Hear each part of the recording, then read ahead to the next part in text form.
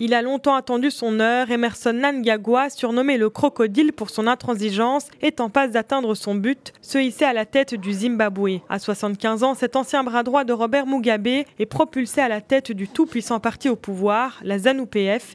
Il a été désigné candidat à la prochaine élection présidentielle, théoriquement organisée en 2018. Né en 1942 dans le sud-ouest d'un Zimbabwe alors britannique, le jeune Emmerson a grandi en Zambie. Fils d'un militant anticolonialiste, il rejoint en 1966 les rangs de la guérilla indépendantiste contre le pouvoir de la minorité blanche. Arrêté, il échappe à la peine capitale et purge 10 ans de prison. Dès l'indépendance du Zimbabwe en 1980, Robert Mugabe lui confie d'importants postes ministériels. Tantôt ministre de la Justice, des Finances, du Logement ou encore de la Défense, il devient au fil des ans un véritable pilier du régime Mugabe. Alors chef de la sécurité nationale, il dirige en 1983 la brutale répression des forces de l'ordre dans l'ouest et le centre du pays. Son bilan n'a jamais été confirmé, mais elle aurait fait environ 20 000 morts. En 2008, il est chargé des élections auprès du président et dirige les fraudes et les violences qui permettent à Robert Mugabe de conserver le pouvoir malgré sa défaite au premier tour. Il accède à la vice-présidence en 2014. Son zèle lui vaut des sanctions américaines et européennes, mais aussi le poste stratégique de chef du commandement des opérations et de tout l'appareil sécuritaire. Il serait aussi l'un des hommes les plus riches d'un régime critiqué pour sa corruption, avec des intérêts dans les mines d'or, fortune amassée notamment lorsqu'il a aidé le président Laurent Kabila à combattre les rebelles en République démocratique du Congo. Après son éviction de la vice-présidence la semaine dernière, il a rompu avec Robert et Grace Mugabe en les accusant de se prendre pour des demi-dieux et en dénonçant un président qui pense être en droit de diriger jusqu'à sa mort.